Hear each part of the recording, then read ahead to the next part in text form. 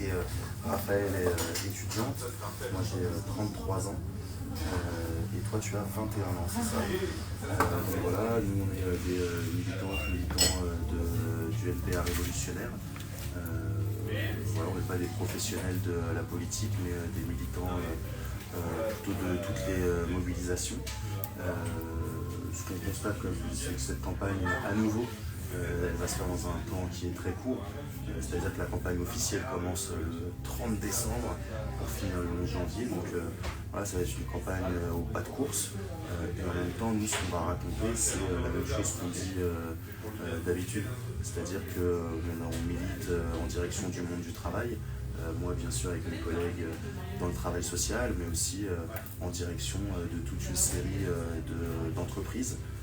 Voilà, on pourrait citer ici ST Microélectronique, on pourrait citer les hôpitaux, dont le CHU de la Tronche, qui se situe sur la première circonscription de l'Isère, et bien évidemment aussi en direction de la jeunesse, où on a une implantation importante sur le campus et dans certains lycées.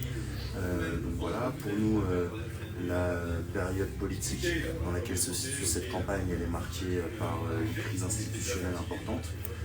Voilà, et nous, ce qu'on va tenter de raconter dans cette campagne, c'est que ce soit Barnier, que ce soit Bayrou, que ce soit éventuellement quelqu'un de nouveau, en fait, il va falloir combattre ce gouvernement qui est à la solde de Macron et qui représente les intérêts d'une classe sociale qui est celle du patronat, et avec laquelle nous on pense qu'on n'a aucune conciliation, aucun intérêt en commun.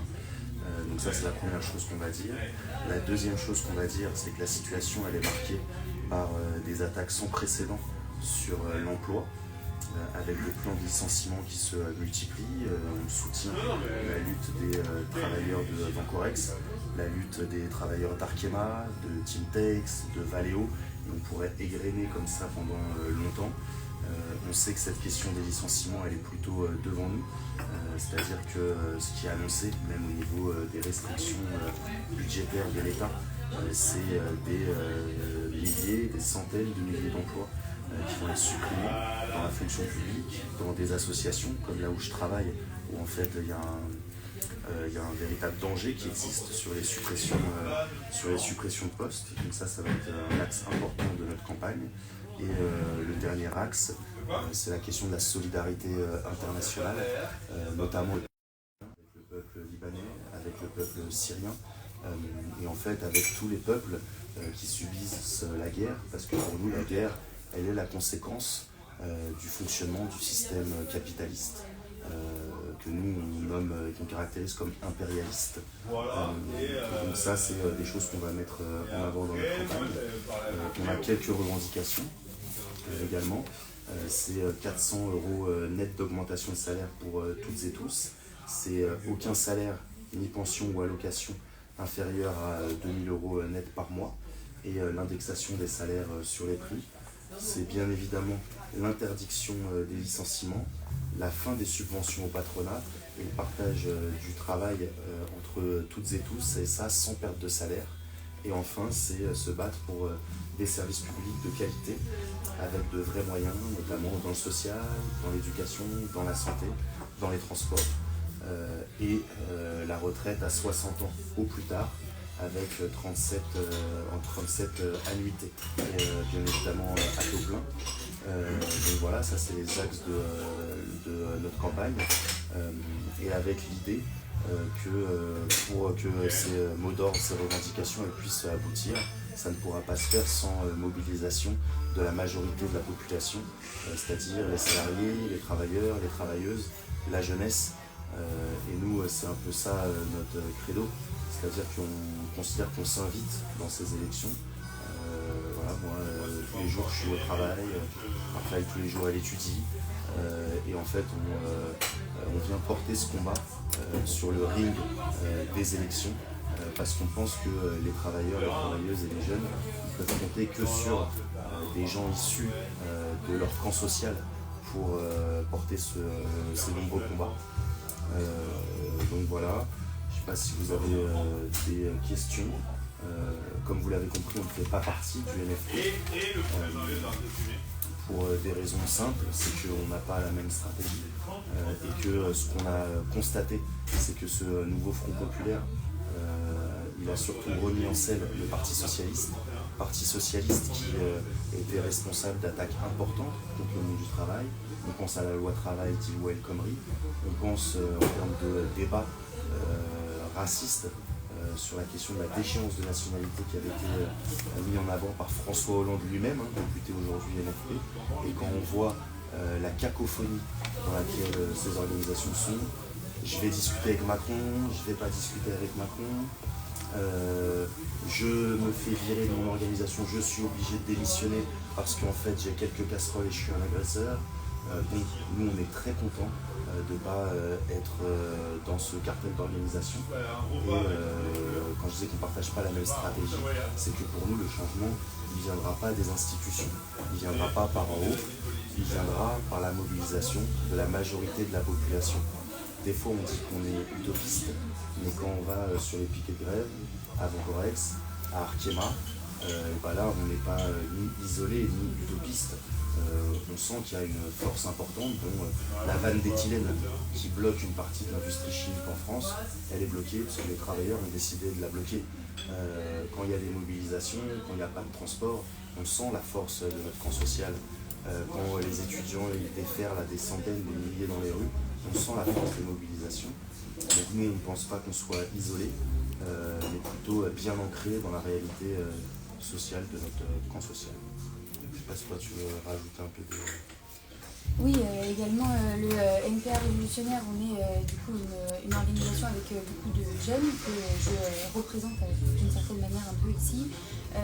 Moi je suis étudiante à Lyon, dans la région lyonnaise, et effectivement aujourd'hui il y a beaucoup aussi de débats qui sont un peu ancrés dans la jeunesse et que nous on veut un peu porter, y compris sur, je pense sur les questions de racisme, les questions de sexisme ou même sur la crise climatique un peu aujourd'hui qui s'empire.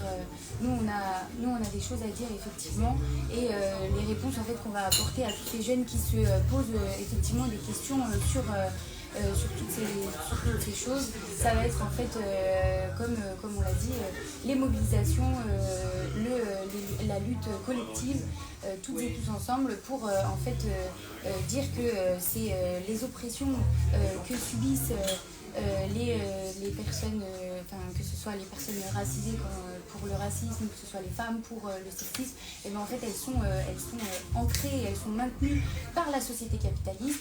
Nous, ce qu'on dit, c'est que du coup il faut abolir cette société-là en effectivement menant des luttes et des mobilisations collectives.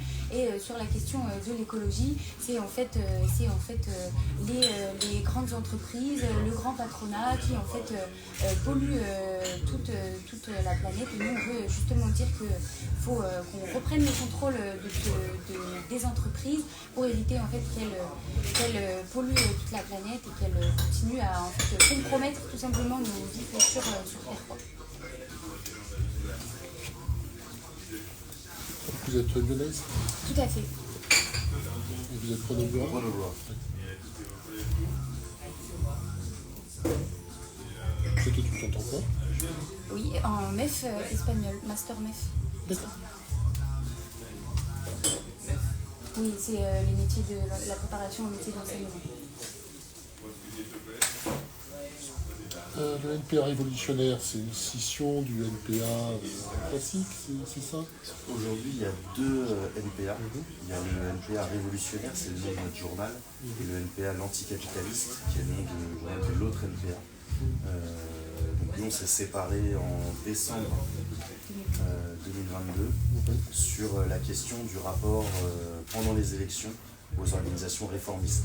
C'est-à-dire que le NPA l'anticapitaliste, autour de Philippe Poutou, soutiennent le NFP, et nous en fait on n'est pas d'accord avec ça, et donc on a été amené à se séparer avec ces camarades-là il y a autour de 2 ans. Voilà. Et on a l'impression que l'attitude des deux organisations, notamment pendant les élections législatives vers verra quelles consignes ils donneront sur ces élections-là. Elle indique quand même la différenciation politique entre nos deux organisations aujourd'hui. Quand même, quand il y a deux NPA, puis il y a aussi Lutte ouvrière, puis il y a aussi le Parti ouvrier indépendant, puis il y a aussi le Parti ça, mais encore un autre POIT, si je ne m'abuse. En matière de cacophonie, c'est pas mal aussi, non, dans le genre. Alors, en matière de cacophonie, je ne sais pas, nous, justement, une des marques de notre ADN, de notre organisation politique, c'est qu'on prône le pôle des révolutionnaires. C'est-à-dire qu'on a interpellé à plusieurs reprises Lutte ouvrière, le Parti des travailleurs, qui est l'ancien POID, et qu'on pense que pour ces élections, on aurait pu se présenter ensemble et que sur toute une série de questions, notamment dénoncer la guerre et prôner la solidarité internationale, notamment ce qu'on raconte sur les licenciements, leur interdiction, etc. C'est des choses qu'on devrait pouvoir faire ensemble. Donc nous, on ne regrette pas tant l'émiettement de la gauche, mais voilà, on pense qu'il y a des pas à faire vers la construction de ce pôle des révolutionnaires. Là, vous avez contacté Lutte ouvrière? Non, comme on a vu qu'ils ont déclaré leur candidature au lendemain de la démission d'Hugo Prévost, on s'est dit qu'on se reverrait, mais comme on se voit en fait, quand on va dans les manifestations, on discute avec eux, quand on est sur les piquets de grève, en fait, on n'est jamais loin des uns des unes et des autres. Donc voilà, on les a interpellés lors de leur fête qui a eu lieu au début de l'année, en leur disant qu'on pensait qu'il fallait qu'on se présente ensemble. Bon, force est de constater qu'on n'en est pas encore là, mais on espère arriver à construire ce pôle des révolutionnaires. Dans le mail que vous nous avez envoyé pour annoncer votre candidature, il y a justement qui est écrit qui maintient l'illusion que c'est par un simple bulletin de vote que nous pourrons réellement changer les choses. Oui. Vous vous présentez à une élection, donc c'est pour des bulletins de vote. Alors, bonne question. Nous, on pense que ces élections, c'est comme une tribune. C'est-à-dire que c'est un moment où on peut raconter ce qu'on dit un peu toute l'année. Et donc, bien évidemment, on appelle les gens à voter pour nous. On pense que c'est un signal qui sera envoyé. Voter pour une organisation révolutionnaire qui dit qu'il faut renverser la table. Et que pour ça, il faut miser sur les grèves, les généralisations des grèves, les occupations d'entreprises et leur coordination. On pense que c'est envoyer un message important. Et bien évidemment, on ne pense pas que, même si on était élu, on pourrait changer les choses tout seul, mais on utilise ces élections pour être le porte-voix des mobilisations, le fait de le porte-voix de notre camp social, des travailleurs, des jeunes. Donc voilà, on ne pense pas que ce soit contradictoire, mais comme je vous le disais, on s'invite dans ces élections aussi, parce que elles sont faites pour des politiciens qui ont, ça coûte cher, une campagne électorale. Pour déposer ta liste, en fait, tu dois poser quelques heures au boulot pour arriver à être dans les temps, etc. etc. Mais on utilise et on demande aux gens d'utiliser le bulletin de vote Baptiste Anglade, Raphaël Misoni, le nouveau parti anticapitaliste révolutionnaire, pour exprimer ces choses-là avec nous. On pense que ça permet de donner de la force à ces idées-là. Ça permet aussi de se rencontrer. Nous, on a d'ores et déjà un meeting qui est prévu le 10 janvier, auquel participeront normalement nos porte-paroles, pour lequel on va inviter des salariés en lutte, ce dont je parlais. On essaiera de donner la parole aussi à celles et ceux qui se mobilisent, et pour ça, c'est ça le sens qu'on met dans cette campagne électorale. On mène des campagnes toute l'année. Je parlais de ST Micro, je parlais du CHU, on pourrait parler de l'hôpital de Saint-Égrève, dans le travail social, auprès des plateformes chimiques. On mène des campagnes toute l'année pour dire qu'il faudrait augmenter les salaires, pour dire stop à la casse des services publics. Et ça, on va continuer à le faire avec cette élection. Si vous étiez élu que vous ayez une niche parlementaire, ce serait quoi les premiers textes dont vous voudriez parler au Parlement? C'est les revendications que je mettais en avant tout à l'heure. Ce serait 400 € d'augmentation de salaire pour toutes et tous, pas un revenu en dessous de 2000 €. Ce serait le retour à la retraite à 60 ans. Voilà. Mais ce qu'on dirait aussi, c'est que niche parlementaire ou pas niche parlementaire, c'est pas comme ça qu'on obtiendra ces choses-là. C'est-à-dire que nous, on a vu les différentes niches parlementaires qu'il y a eu.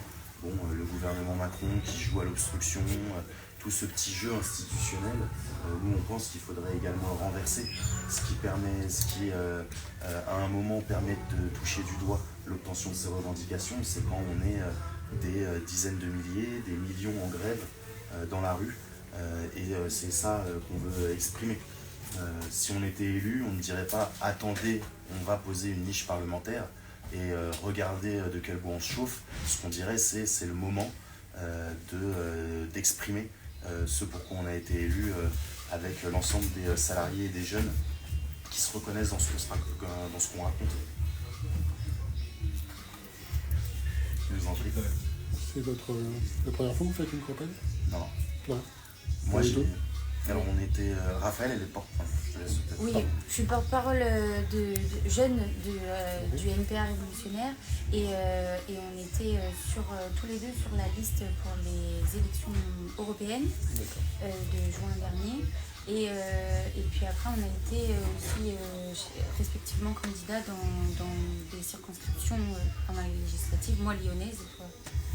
Ah bon? C'est sur la 3e circo. Ah, je ne l'ai pas couverte, c'est pour ça.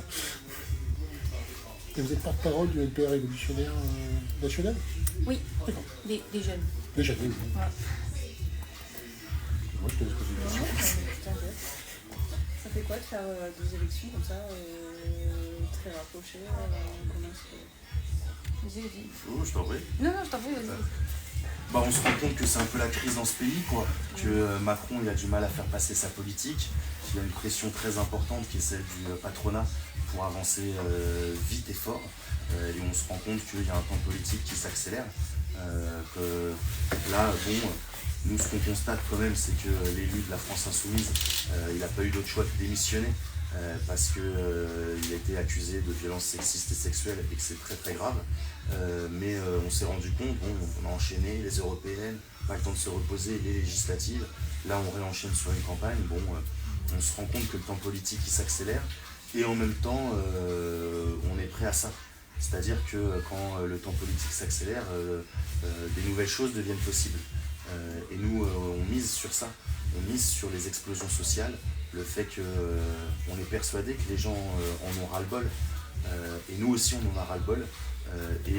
Voilà, dans ces temps de crise institutionnelle, nous, ce qu'on espère, c'est que la crise institutionnelle, elle se transforme en crise politique, qu'elle se transforme en crise sociale, et que, enfin, les salariés, les travailleuses, les travailleurs puissent reprendre tout ce qu'on nous vole. Tous les jours, on travaille pour enrichir des gens qui, pour nous, sont des parasites. Aujourd'hui, les actionnaires, ils se font un fric monstre sur le dos des travailleurs et des travailleuses. Donc nous, on mise sur la mise en mouvement de notre camp social pour récupérer tout ça.